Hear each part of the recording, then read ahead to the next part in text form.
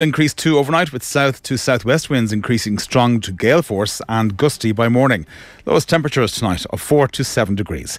And now you're up to date on News Talk. Off the ball. This is News Talk. Off the ball. With Vodafone, official sponsors of the Irish rugby team. Team of us. Everyone in. So, the Ireland team to face Scotland on Saturday at Murrayfield has been named. One unexpected change to the side. Robbie Henshaw suffered a dead leg earlier in the week. So, Chris Farrell will partner Bundy Aki in the centre. 5 changes in total from the team that were beaten by England last weekend. Rob Kearney returns at full back. Quinn Roux comes into the second row. Jack Conan replaces CJ Stander at number 8. And the only on-force change sees Sean O'Brien coming in place of Josh van der Fleer on the open side. Andy Dunne is on the line. Evening, Andy. Good evening, Nathan. So Chris Farrell makes his return, first time playing for Ireland since that man of the match performance against Wales in last year's Six Nations. What's your overall take on that Ireland team? Well, I'm not surprised at Farrell coming in, given Henshaw's injury.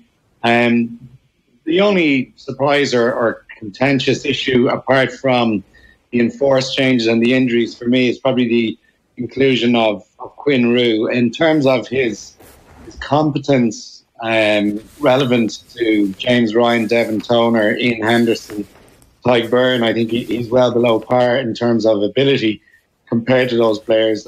Joe only has 2 choices as a result: Ultan Dillane or Quinn Roux, and he's chosen Quinn Roux. For me, Dillane is a more dynamic player around the field. However, he's probably looking for more of a talismanic role, maybe a bigger guy with bigger physical presence around the field, and I believe Roux has also been involved in calling lineouts strategically as well. So he's obviously gone for that as a choice, carefully considered, I'm sure. That's probably one of the surprises in my mind. Joe Schmidt described it as Murphy's Law last weekend, the way the injuries have come in the second row, an area where we felt we had so much depth, that we had so much talent, that we were going to have to leave either Ian Henderson or Tyke Byrne out of the 23, and then you end up in this situation with Quinn Roux, who wasn't in the original training squad even, is going to be starting this massive game. A lot of what you heard of Quinn Roux from the last couple of days is, I don't know much about him, haven't seen a huge amount of him. From what you've seen of his time in Connacht, and he's been in and around Ireland squads for 3-4 years at this stage. What are the qualities that he has that Joe Schmidt likes? I think just physical presence. From what I gather, his contribution to scrummaging as a second row seems to be a strength that is valued. He doesn't look particularly light on his feet or springy in terms of as a line-out operator, and around the field is not overly dynamic. It's an interesting one in the sense he is, as he said, he described it as Murphy's Law and bad luck with losing key second row players.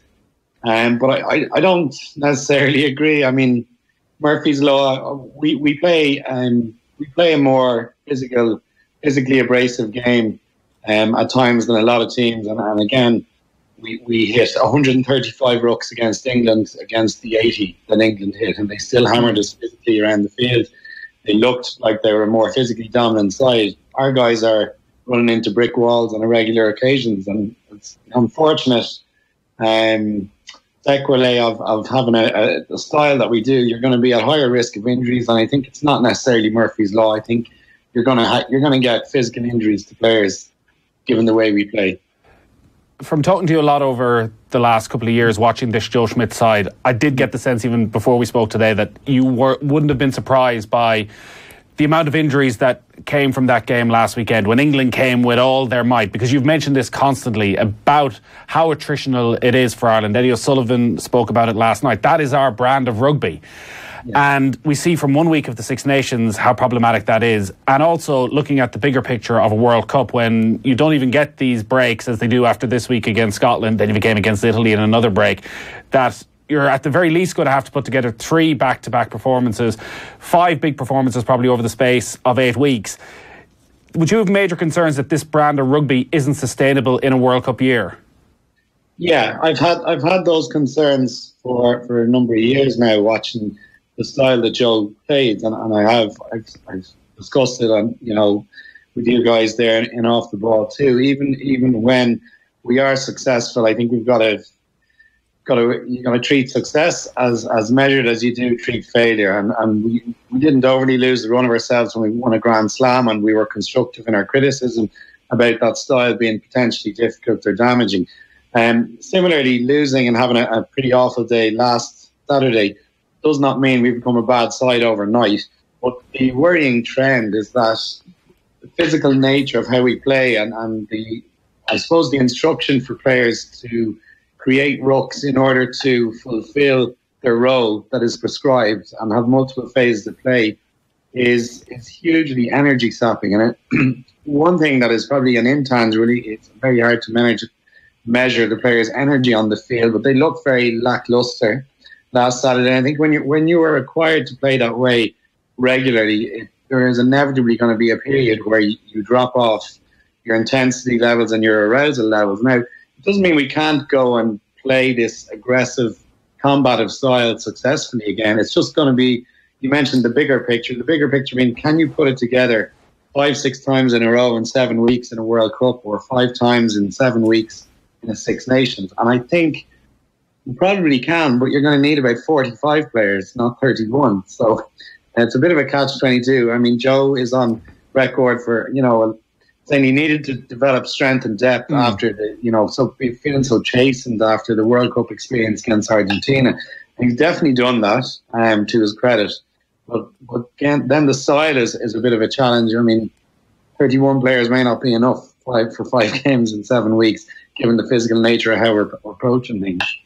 Listening to Eddie O'Sullivan last night, and when you talk about trying to get away from that attritional brand, from a layman's point of view, I'd always think that you're almost trying to play like Scotland do and get it out wide quickly and not have as many hits. He was talking about actually just going straight down the centre, trying to find these soft shoulders, trying to find an opening just straight down the middle, and that maybe Ireland are they going to ground too easily? Are they looking for a strong hit rather than just taking the soft shoulder?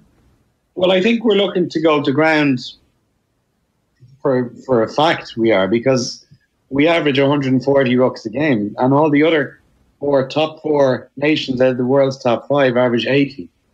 So I've been banging on about that stat for a while, but it's absolute proof that we go to ground far more than others, and that's got to be a brief. It's not that the players are incapable of staying on their feet or attacking soft shoulders. They're being instructed to do that. So we had 200 passes against England, and 2 of them were offloads. Yeah, I thought we were sort of past that conversation, because that was the constant during the last World Cup, was the lack of offloads. I thought, considering the amount of tries that Ireland have been scoring in the last 18 months, 2 years, that wasn't an issue? No, we haven't scored tries through offloads. We've scored tries by battering people down relentlessly after 35 phases in 5 metres out from their try line. So it is very much a live conversation from my mind. But,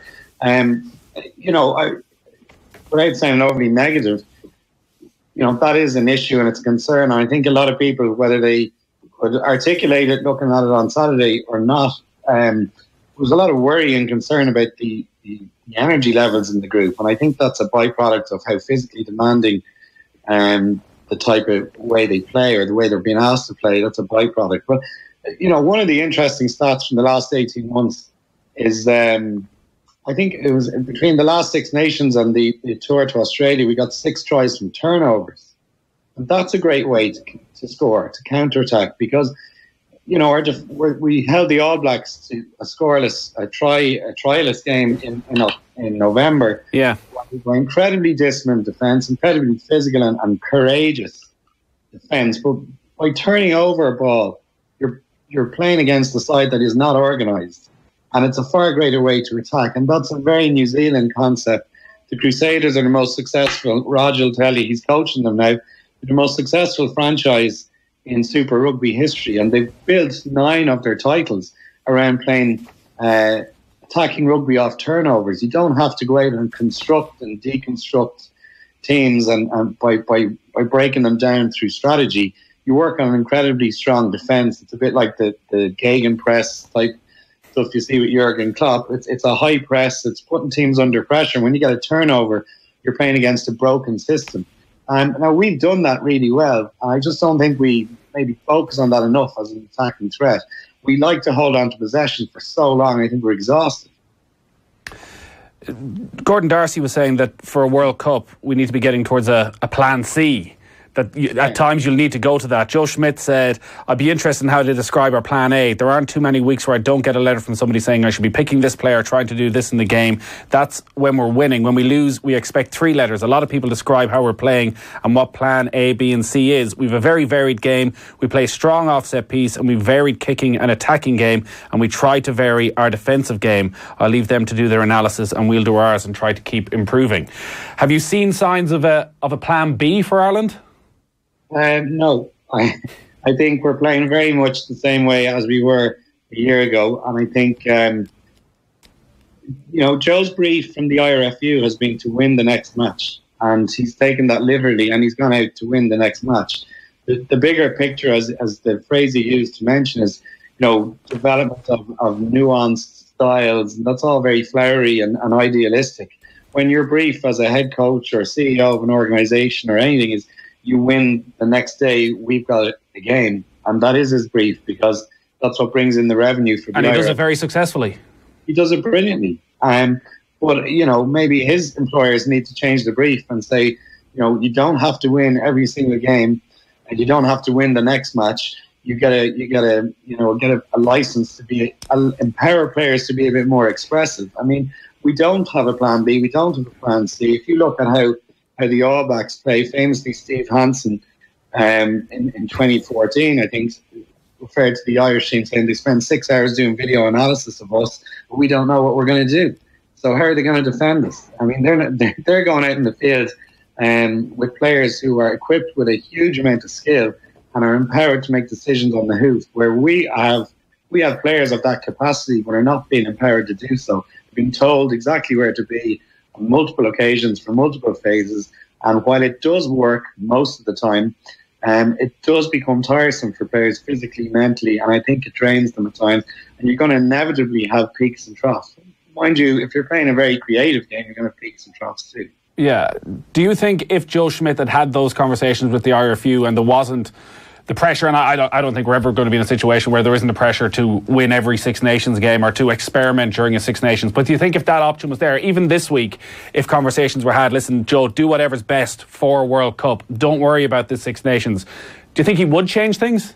I'm not sure. It'd be speculation, but I suppose by comparison, the Leinster teams he coached were very expressive and were very attack-minded, were very fluent in attack. His Irish teams certainly lacked that level of fluency.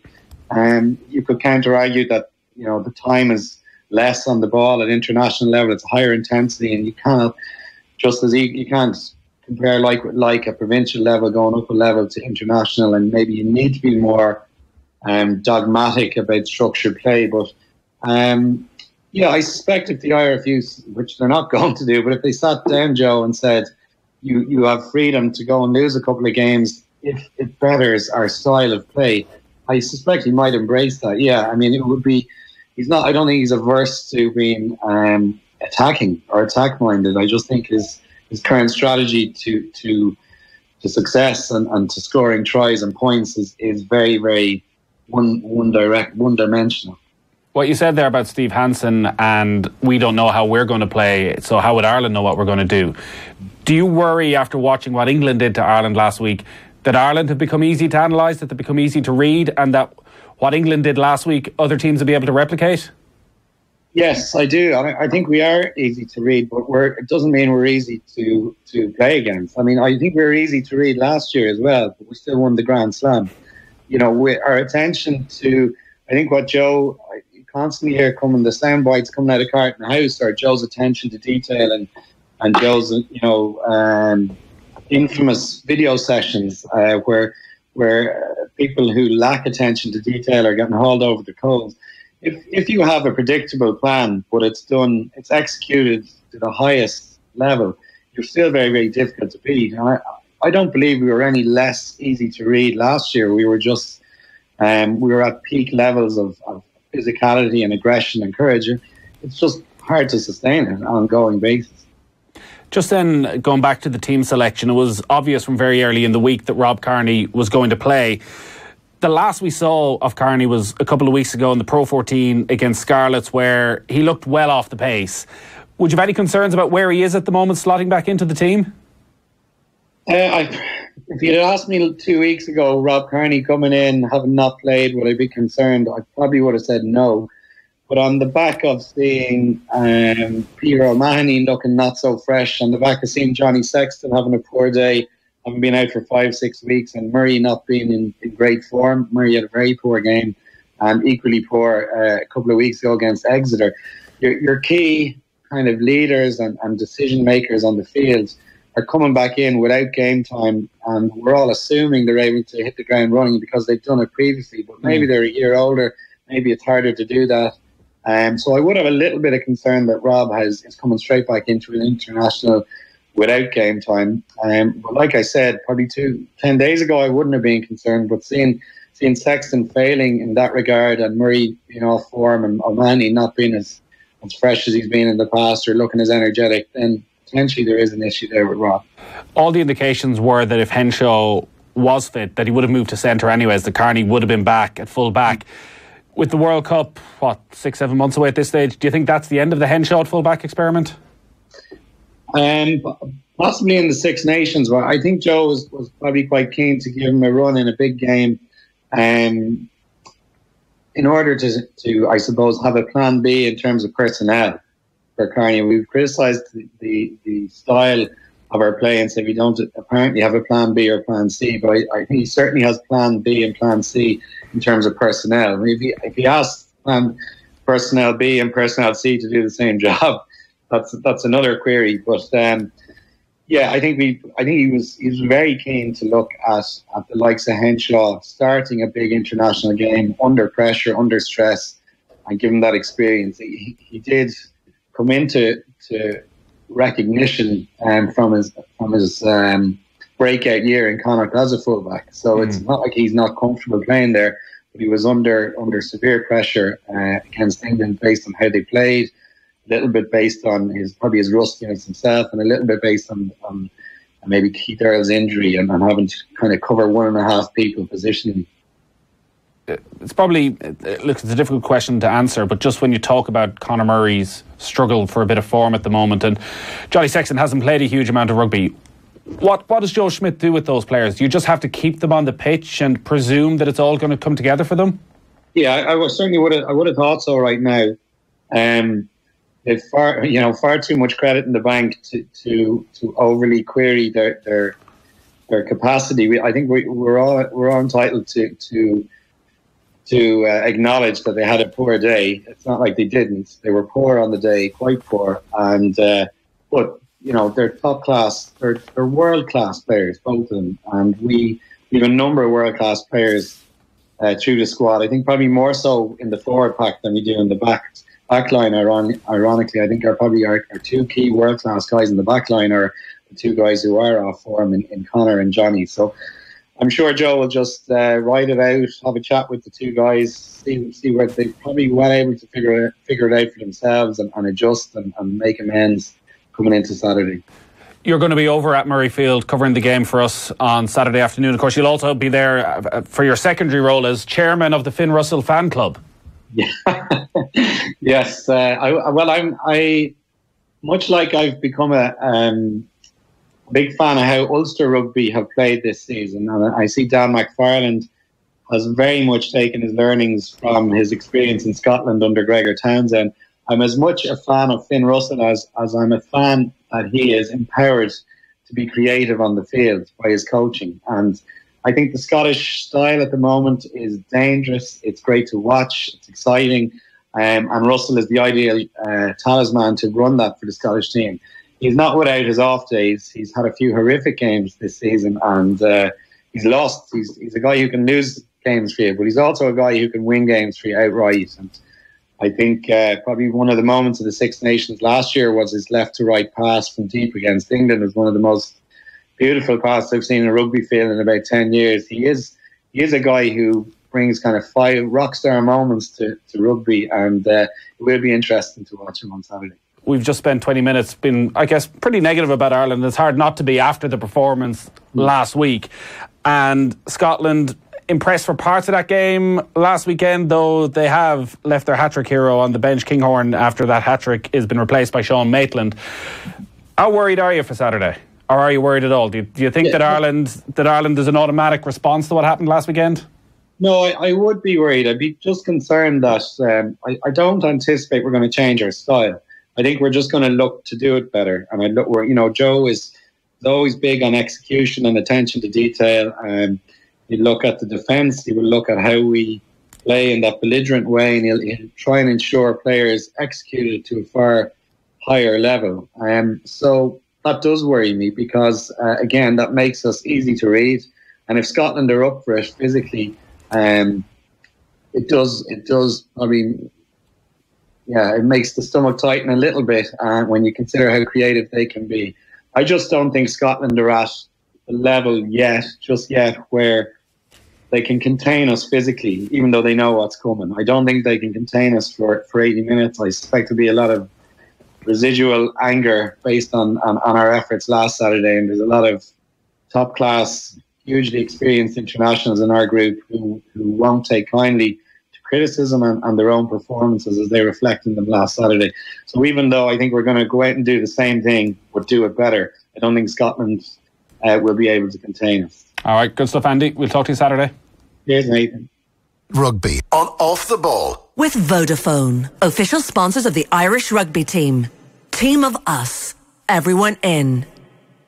The Pat Kenny Show. On tomorrow's programme, former President of the EU Parliament, Pat Cox, on Brexit hell. Why climate change is real. We speak to the World Meteorological Organisation. And Stuart Clark with all the music news and updates on his week of veganism. The Pat Kenny Show. With MasterCard. Tomorrow morning at 9. On News Talk. Today is the perfect time for starting. Starting to think about things, like looking after yourself. And starting something you've been putting off, your health insurance. For less than €10 a week, Leia Healthcare's Assure Protect scheme offers great cover with benefits including heart screening, unlimited phone access to GPs and nurses, and a session with a qualified health coach. So start now by talking to one of our experts on 1890 700 890, because it's good to live. Leia Healthcare, looking after you always. Insurance provided by Ellipse Insurance Limited, trading as Leia Healthcare. Leia Healthcare Limited, trading as Leia Healthcare and Leia Life, is regulated by the Central Bank of Ireland. Price and benefits for one adult over the age of 18 on Assure Protect. What makes the fresh range of burgers and sandwiches from Supermax so unique? Take the cook-to-order wholemeal grilled chicken breast sandwich. It's prepared from fresh, never frozen, 100% Irish chicken breast. Why fresh? Because it tastes better. Frozen chicken loses moisture. When it loses moisture, it loses flavour. The deliciously fresh range from Supermax. Download our app or order online. supermax.ie. At Beacon Hospital, we fix broken hearts. We provide complete cardiac care, from our rapid access cardiology clinic to routine procedures and complex open heart surgeries. 1 in 3 Irish people die of heart disease. So if you're worried about your heart health, get checked and protect yourself from a broken heart. This is modern medicine. This is Beacon Hospital. Visit beaconhospital.ie. GP referral required. With Virgin Media, you can build up the entertainment and tear down the price. Switch to Virgin Media today and get superfast broadband and TV for just €49 a month for an awesome 12 months. The sale that stacks up. Now on. See virginmedia.ie. T's and C's apply. See virginmedia.ie. 12-month contract. Offer ends 27th of February 2019. Not many people were talking about fibre when the McCambridge family first established their bakery. And yet McCambridge brown bread, baked to a traditional family recipe, has been a good source of fibre and low in fat since it first appeared over 70 years ago. But you don't have to reminisce to share in the great McCambridge tradition. Ireland's most popular whole wheat brown bread is just as tasty today. Enjoy bread from the McCambridge family bakery. A family tradition made fresh every day. At Conlon's Nace and Limerick, all 191 BMWs come with reduced prices and low APRs across the range, so your new BMW is always within reach. Visit conlonsbmw.ie. Conlons. Customers and cars have been in our DNA for over half a century. Off the Ball. This is News Talk. All right, so it'll have been quite a troubling day for anyone involved within the horse racing industry in Ireland. It was confirmed earlier today that all racing in Britain has been suspended until next Wednesday after an outbreak of equine flu.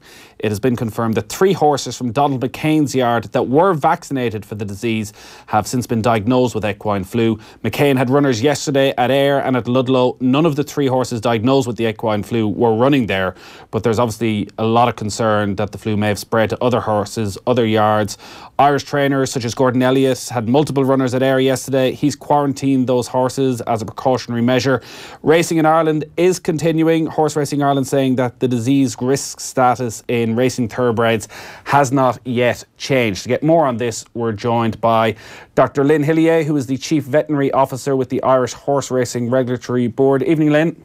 Evening, how are you? This is obviously a very worrying development for everybody involved in the industry, both here in Ireland and in Britain. Firstly, is there any sign at all at this stage of the equine flu spreading here to Ireland?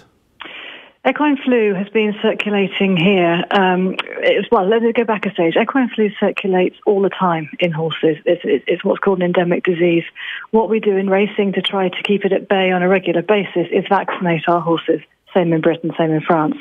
What's happened here is that we've had a number of cases occurring in a short period of time. That started in the middle of January, actually. Then overnight, as you say, there's been a development and, if you like, an escalation of the situation in Britain, which has impacted upon us over here in Ireland. You referenced there a comment that the disease risk hasn't escalated in Ireland yet. That's basically because we were able to act last night with our trainers, with our licensed trainers, to take action. So in terms of the risk that was there before last night and the risk tonight, we are of the opinion, based on the information we have at the moment, that the situation is stable. That's not to say it can't change. It's not to say we're sitting back, but what's happened overnight, we think, has been dealt with through the course of the day. Okay, so if this disease has been around, say, in Britain for the last month or so, what's changed there over the last 24 or 48 hours that they've been forced into suspending racing until next Wednesday? Yeah, very good question, obviously. The difference what we've got now is cases, incidents, disease in horses which have been vaccinated. Whilst we had a report of a single horse that had been vaccinated having the disease, this is appearing to be different. The disease itself, as I say, circulates all the time. The vaccinations are there to try to hold it at bay. What can happen every so often is that for whatever reason the vaccination system fails. The flu virus itself is very clever, if you like. It continually evolves, just like the human flu virus, to get one step ahead of any attempts to vaccinate it. So with that adaptation, that change, you get different strains. This particular strain appears to be involved at the moment, appears to not be being controlled by the vaccines that we have to an extent. Now listen, I need to be careful how I say this, because the vaccines that we have confer protection. They do 2 things. They reduce the likelihood of the horse catching the disease in the first place, and they reduce the effects of the disease if the horse gets it. We are obviously in the middle or at the beginning of a fairly rapidly evolving situation. So I think that's about all I can say on that at the moment. What are the effects of the disease? So it's a classic respiratory disease, snotty nose, coughing, fever, horses going off their feet, a little bit like in people. Relatively simple approach to treatment, usually just rest, the equivalent of a duvet day for a horse, staying at home, not travelling, not being stressed. So obviously that's where the crossover with racing comes in. Racing is a highly athletic activity. It involves movement. It involves travelling away from home. So it's why the links between stopping movement and controlling disease are so strong. You can see that you need to have the movement restrictions and indeed on racing itself in order to control the disease rapidly and effectively. How is it spread then? Is it spread from horse to horse, from humans to horse? Yeah, both. So it can travel through the air from horse to horse. It's traditionally described as travelling up to 50 yards in the air, which is can be across a yard, for example.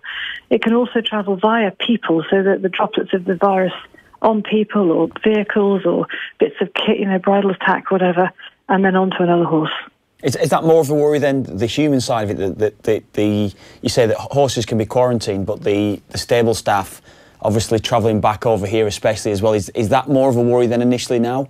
It's something that needed to be taken into account. So last night when we had the call from the BHA and put in the calls to the trainers, part of that advice was not just about the horses, it was about their biosecurity. So just as you say, what people are coming into contact with the horses, what kit have they got on, box cleaning, box disinfection, all of that sort of stuff was put into play last night to make sure that we minimise the risk, not just to those trainers' own yards and their other horses, but also obviously to our wider population in Ireland.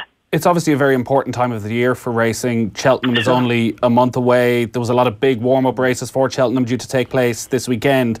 But the BHA obviously felt they had no choice but to take these drastic measures. From what you were talking about there then, and the severity of this flu, and as you say, runny nose, similar to what might happen in humans, why then have there had to be such drastic measures? Why the sense of panic around this?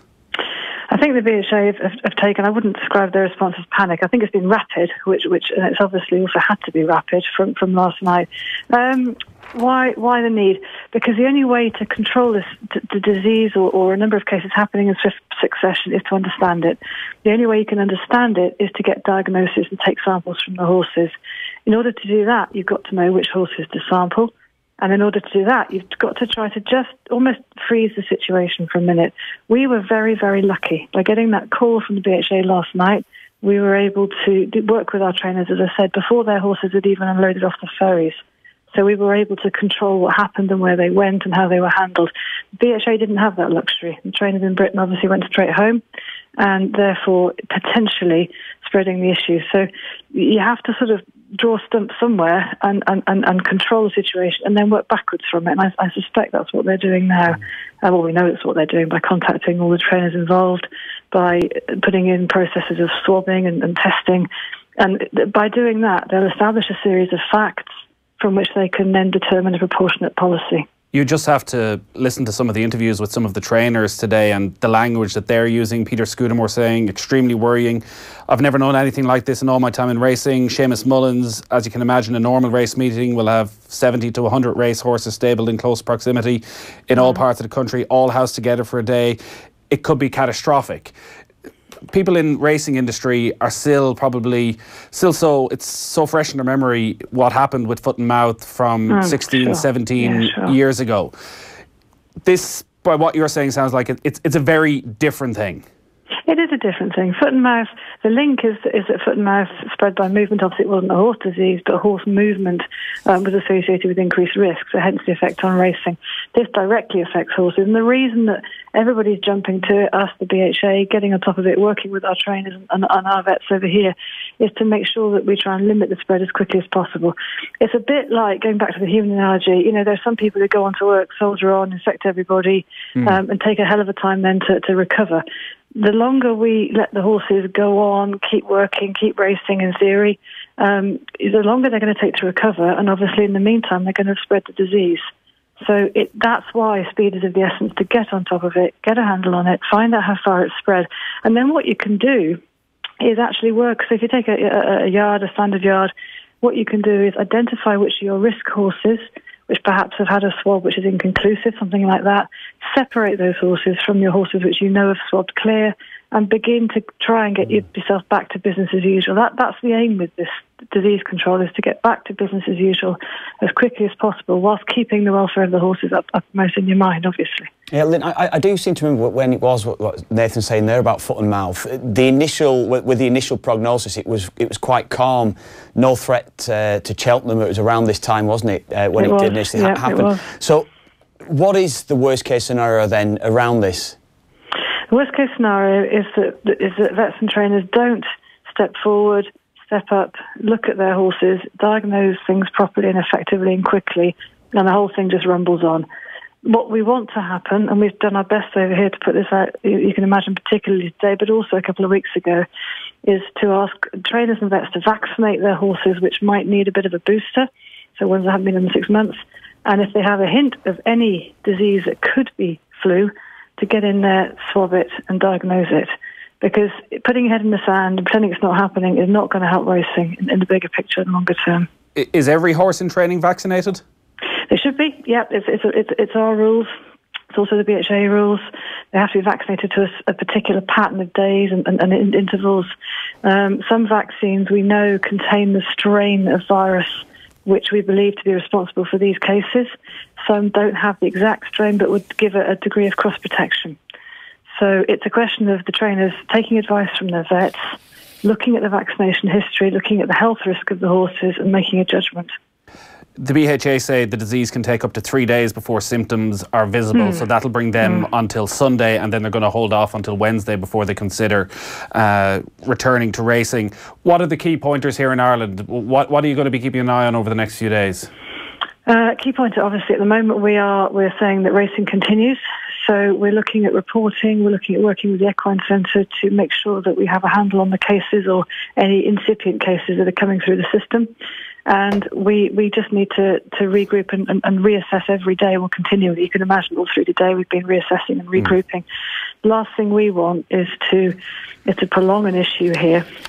But at the same time, we don't want to jump to conclusions without having any evidence of, issues that we need to deal with. So I guess stepwise, it's a question of encouraging trainers and vets to be vigilant, be aware, keep sending samples into the Equine Centre, keep talking to us, and with all of that will and work behind it, we'll be able to get back to usual as quickly as possible. Lynn, thanks a lot for taking the call. Hopefully we won't be talking to you again over the coming days. In the nicest possible way. Yes. Thanks a lot, Dr. Lynn Hillier there, Chief Veterinary Officer with the Irish Horse Racing Regulatory Board. Cornelius Lycett is on the line as well, BBC's horse racing correspondent. Evening, Cornelius. Hello. I know you've just been listening to Dr. Hillier there. I'd imagine everyone in British racing right now is a little bit shell-shocked. Yeah, I think the hope was, when this emerged, that there'd be some initial testing, everything would be okay, and they'd be racing at Bangor-on-Dee, etc. tomorrow and Newbury on Saturday, etc., etc. When you actually think about it, that was unlikely. I agree with Dr. Hillier. There hasn't actually been a sense of panic about everything. It has been a sense of urgency and of efficiency. And it is striking with the British Horse Racing Authority, which is much criticised, that it has actually acted quickly and efficiently. And they were up in their pyjamas last night to actually call off racing today. The announcement came, I'd gone to bed, for example. Most of the people I know had gone to bed at sort of 25 past 11. They put out the statement last night that there'd be no racing today as a result of these three positives. Positives that Donald McCain says that came about as a result of him telling his vets he was a bit worried about the health of one or two of the horses in his big string. So they had a good look and they came up with the positives. They then contacted the British Horse Racing Authority, and because there'd been horses running at Ayr and Ludlow and Wolverhampton this week, it was felt the best thing to do was just to say, right, let's just close everything down. So it was all hope we'd be back to normal tomorrow. It's not going to be at least until Wednesday, as we've been reporting. There have been no more positives, so that's a positive, if you like. So hopefully no symptoms will emerge hopefully as far as the racing industry is concerned, no symptoms will emerge between now and Sunday. They can sit down on Monday, and they can't just say we'll have a race meeting at wherever this afternoon. They've got to wait a couple of days just for the whole admin of the entries and admin, etc. So people are crossing their fingers like mad, hoping that things will be back to normal on Wednesday. However, and Kevin, I think, mentioned the foot and mouth of 2001. See, he's been reading my Facebook posting with all the details on it. Sorry. You Kevin, told me you came up with all that yourself, Kev. I'm probably being very... Well, you said you didn't even get the date right. He was guessing at a date, so yeah. Yeah, so I've got a really clear memory of February 2001, and it was a little bit like this, though foot and mouth is a rather sort of bigger spectre for everybody than equine influenza is. But I remember that they said, right, there'll be no racing to, I think it was at Leicester, the first meeting that didn't take place. And there was 7 days off. And I've actually been looking up the figures from that day. As a result of foot and mouth, in 2001, 82 days racing were lost, including what was then the 3-day Cheltenham Festival. And that wasn't there was an element of bad luck about that. There'd been some sheep on the racecourse at Cheltenham, so that put them into some difficulty, but it wasn't the end of the world. But then they postponed the meeting and they got some dates in April together which weren't going to clash with Punchestown. And then it turned out there was a case of foot and mouth in a village called Woolston, which is just above Cheltenham. Can't be more than 3 or 4 miles away. Cheltenham was then inside the exclusion zone, and that was that. So no festival in 2001. We're nowhere near that at this stage. However, it has to be in the back of our mind. I think we've lost 20 fixtures now between today and if things do resume next Wednesday.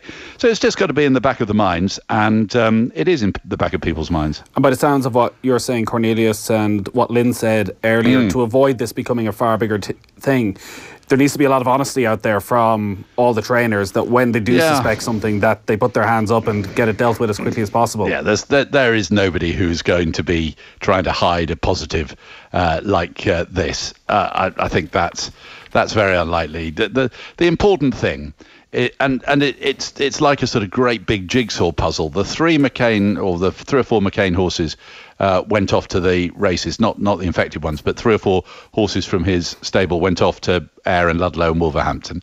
And they were there, and then obviously they're in a box next door to a horse that goes off somewhere else, and the next one is in a box that's going off somewhere else. So the spread is quick. And if it was... Lynn used a human analogy about sort of soldiering on and feeling terrible and taking longer to get over it.